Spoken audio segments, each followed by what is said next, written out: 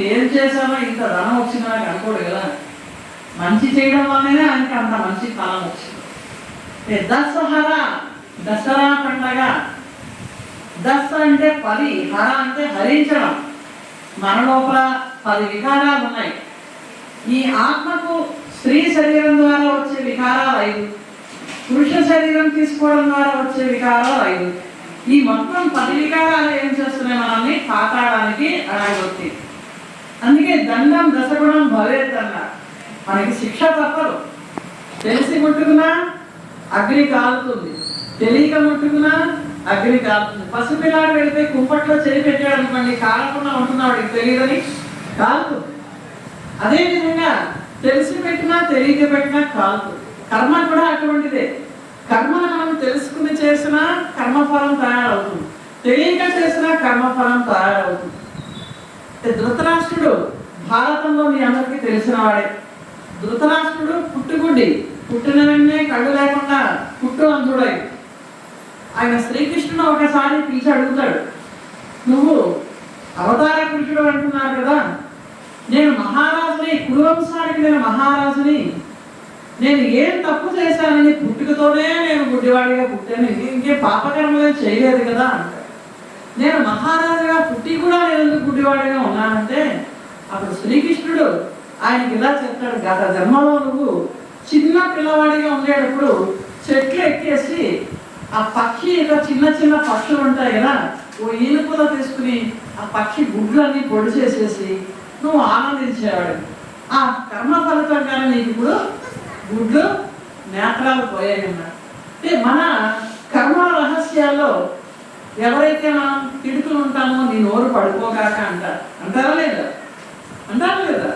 అలాగే ఎవరికైనా కొడితే నీకు చేతులు పడిపోతాయంటారు.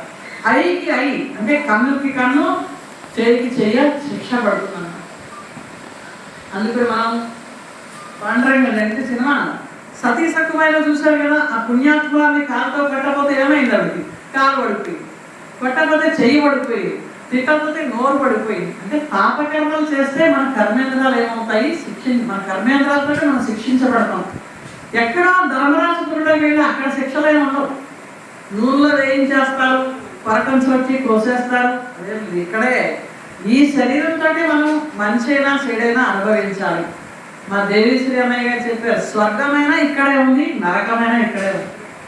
అంటే ఈ భూమి మీద జన్మనిచ్చినటువంటి తల్లిదండ్రులు మనకి ప్రత్యక్ష దైవం. అంటే తల్లిదండ్రుల తర్వాతనే భగవంతుడు మన గురించి ఆలోచిస్తాడు. ఎందుకంటే మనకి తల్లిదండ్రులు ఇచ్చాడు కదా, వాళ్ళు ఆలోచించినట్లుగా ఈ ప్రపంచంలో మన కోసం ఎవరు ఆలోచించరు. అంటే భగవంతుడు కూడా ఈ సృష్టి అంతటికీ కూడా తల్లి తండ్రి అయిన సంకల్పం మాత్రం చేత ఈ సృష్టి అంతా కూడా నడిపించే శక్తి ఉంది. చాలా మంది మేము భగవంతుని చూడలేమన్నవాడు, ప్రకృతిని చూడండి, ఇంత చిన్న మామిడి పువ్వు నుంచి అంత పెద్ద మామిడికాయ ఎక్కడి నుంచి వస్తుంది?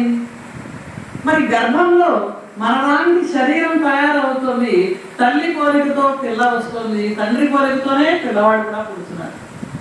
అంటే శరీరం ఎక్కడ తయారవుతుంది? ప్రకృతిలోనే తయారవుతుంది. భగవంతుడు కదా బ్రహ్మదేవుడు తయారు చేసి కింద పడేయడం లేదు కదా, సృష్టిస్తున్నాడు. అక్కడి నుంచి ఎవరైనా పైనకి శరీరంతో వస్తున్నారా? శరీరంతో కింద నుంచి వెళ్ళిన వాళ్ళు లేరు, శరీరంతో పై నుంచి కిందకు వచ్చిన వాళ్ళు లేరు. కానీ పురాణాల్లో విష్ణుమూర్తి గరుడ పక్షి మీద కిందకు వచ్చినట్లు దిగినట్లు చూపించారు. నారదుడు ముల్లోకాల్లోకి తిరుగుతున్నట్లు చూపించేవారు. అవన్నీ కూడా ఊహాజనితమైనటువంటి విషయాలే. ఎప్పుడైతే మనకి సైన్స్ తెలియదో అప్పుడు వాళ్ళు ఊహాజనితమైనటువంటి కావ్యాలు, దృశ్యకావ్యాలు రాసి మనకు అర్థం చేయించడానికి ఆ రోజుల్లో అలా చేశారు. అయితే ఈరోజు యొక్క ప్రస్తావన ప్రకారం దసరా రోజున ఏం చెయ్యాలి? ఈరోజు పండగ పేరుతోటి బాగా తినేయడం, మరి బాగా మద్యపానం తాగేయడం, ఆ మురికాల దగ్గర పడుకోవడం. మాకు ఒకసారి ఒక ఆయన బాగా తప్ప తాగేసి మా గేట్ దగ్గర పడిపోయాడు. ఆయన సెల్ ఉంది, డబ్బులు ఉన్నాయి, అన్నీ ఉన్నాయి. మరి ఎంత లేపినా లేవలేదు. ఎందుకంటే మేము వ్యాన్ తీయాలంటే ఆయన లేవాలి, లేవట్లేదు. సిద్ధు కూడా తెలుసు. ఇలాగా కొండ మీద కొంతమంది ఆకతాయి పిల్లలు. ఈరోజు దొంగలు ఎవరంటే ఎవరన్నా, ఇప్పుడు మీరు ఇక్కడ కూర్చున్నారు అనుకోండి, గమని మీ పార్సల్ వేశారు అనుకోండి, మీరు వెళ్ళిపోయిన మీరు తీసేసుకుంటారు. తప్పలేదు. దొరికితేనే దొంగలు, దొరకపోతే ఎవరు దొంగలు కాదు. దొరకనంత వరకు దొరికితే దొంగ. అలా ఆ కొండ మీద వెళ్ళే పిల్లలు ఏం చేశారు, ఆ సెల్ ఫోన్